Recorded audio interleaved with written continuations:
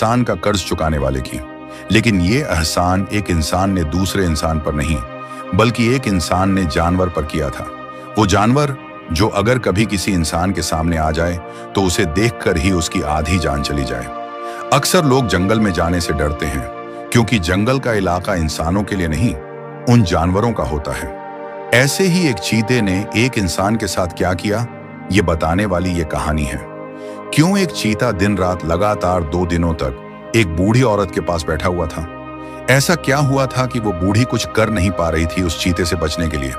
तो आइए शुरू करते हैं आज की कहानी, जिसे सुनकर और देखकर आपके रोंगटे खड़े हो जाएंगे। एक छोटा सा गांव था, हरे भरे खेत खलिहान, सुंदर मीठे पानी की झील, पहाड़ों से घिरे हुए उस गांव में किसी चीज की कोई कमी नहीं थी। गांव के ज्यादातर लोग खेती करते थे। सुबह तड़के उठकर अपने खेत में चले जाते थे, दिन भर काम करके शाम को सूरज ढलने के समय घर लौट आते थे। उसी गांव में रहती थी एक बूढ़ी दादी, जिसका नाम था माणिक। माणिक दादी लगभग 70 साल की हो गई थी। उसके सिर्फ चेहरे पर ही नहीं, हाथ और पैरों पर भी झुर्रियों ने अपने निशान बना लिए थे। उसकी त्वचा लटकने लगी थी। उसकी बूढ़ी आंखें अब ज्यादा दूर तक देख नहीं पाती थी। वो एक विधवा थी और कुछ सालों पहले उसके पति की रहस्यमय तरीके से मौत हो गई थी। माणिक दादी और उसके पति जंगल में जाकर दुर्लभ जड़ी बूटियां ढूंढ कर लाते थे और उनकी दवाइयां बनाकर गांव में बेचते थे। गांव में दूसरा कोई वैद्य नहीं था। गांव वाले सब लोग माणिक दादी के बनाए हुए दवाइयों को खाकर तंदुरुस्त रहते थे। माणिक दादी इतनी बूढ़ी होने के बाद भी अकेले जंगल में जाकर जड़ी बूटियां लेकर आती थी। एक बार वो ऐसे ही जंगल में जाने के लिए घर से बाहर आई थी। अब वो पहले की तरह तेजी से चल नहीं पाती थी। उसे गांव के शिशुपाल और किशन ने देखा और कहा, अरे माणिक दादी, तुम तो अभी ठीक से चल भी नहीं पा रही हो। क्यों जाती हो जंगल में? पता नहीं वहां कब कौन सा खतरा सामने आ जाए। हाँ, किशन सही कह रहा है दादी, अब इस उम्र में ऐसा खतरा मोल लेना क्या सही है? शिशुपाल ने किशन के कहने में अपनी हामी भरी। उन दोनों की बात सुनकर माणिक दादी हल्के से मुस्कुराई। उसने कहा, तुम दोनों जो कह रहे हो वो सही है बच्चों, लेकिन मुझे अपना पेट पालने के लिए ये काम करना ही पड़ेगा। अगर दवाई नहीं बेचूंगी तो पैसे कैसे कमाऊंगी? मेरा तो कोई बेटा या बेटी भी नहीं है जो मुझे पाल सके। दादी की ये बात सुनकर किशन ने फिर कहा, दादी, आज तक आपने इतने गांव वालों का इलाज करके उन्हें स्वस्थ किया है। अब हम सबका भी फर्ज है कि आपके लिए कुछ करें। हम सब मिलकर आपका ध्यान रखेंगे, आपके सब खर्चे उठाएंगे, लेकिन आप जंगल में मत जाया कीजिए।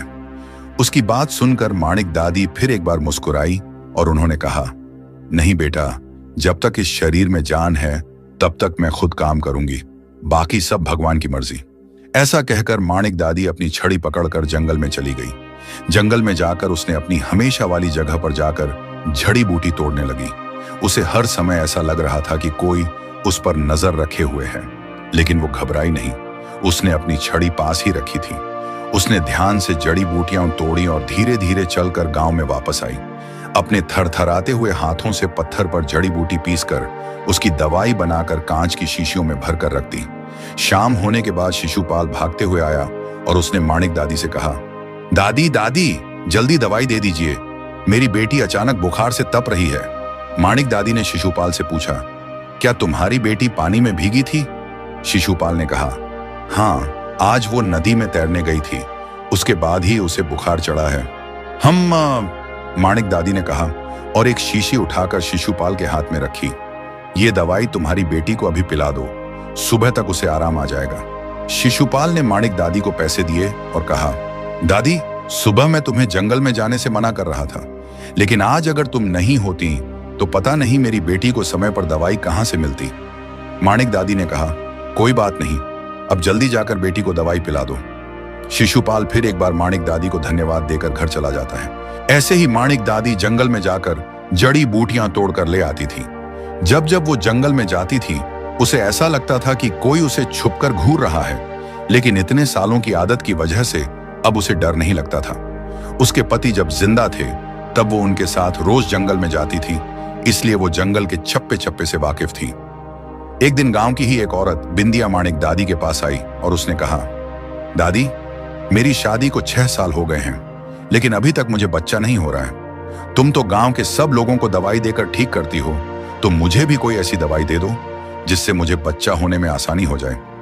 नहीं तो मेरी सास मेरे पति की दूसरी शादी करवा देगी। ये सुनकर माणिक दादी ने कहा, चिंता मत करो बेटी, ऐसी एक जड़ी बूटी है जिससे तुम्हें बच्चा होने में आसानी होगी, लेकिन वो दवाई अभी मेरे पास नहीं है। मैं कल जंगल में जाकर वो जड़ी बूटी लेकर आती हूँ, फिर तुम्हें दवाई बनाकर दे दूंगी। बिंदिया ने झुककर माणिक दादी को प्रणाम किया और चली गई। अगले दिन माणिक दादी हमेशा की तरह जंगल में गई। बिंदिया के लिए वो खास दवाई खोजने के लिए जंगल के और अंदर चली गई थी। उसे वो जड़ी बूटी दिखाई दी और वो खुशी से उस जड़ी बूटी लेने जाने लगी, लेकिन तभी उसका पैर फिसल गया और वो एक गड्ढे में जाकर गिर गई। शाम हो चुकी थी और अंधेरा होने लगा था। आसपास ऐसा कोई नहीं था जो बूढ़ी माणिक दादी की मदद करे। कुछ देर तक वो वहीं उस गड्ढे में बैठी रही। उसके पैर में चोट आई थी और उसका पैर बहुत दर्द कर रहा था। वो जैसे तैसे गड्ढे से बाहर आने की कोशिश करने लगी थी।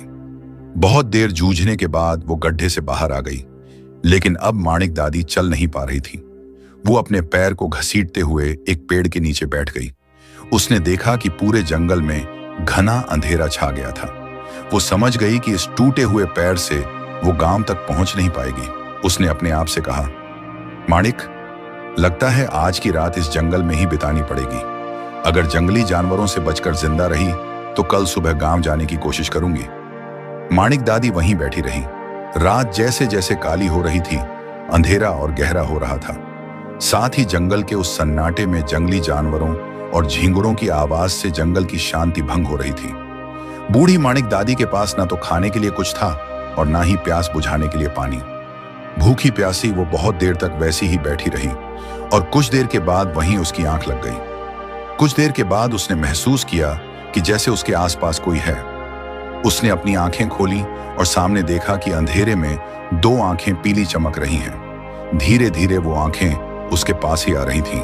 कुछ ही देर के बाद उन दो चमकती पीली आंखें उसके बिल्कुल नजदीक आ गईं और एक बड़ा चीता माणिक के पास आ गया। वो चीता माणिक को घूर रहा था। माणिक के पैर में आई हुई चोट की वजह से वो कहीं नहीं जा सकती थी। माणिक ने अपनी आंखें फिर बंद की और मन में सोचा कि आज की रात उसकी आखिरी रात है। ये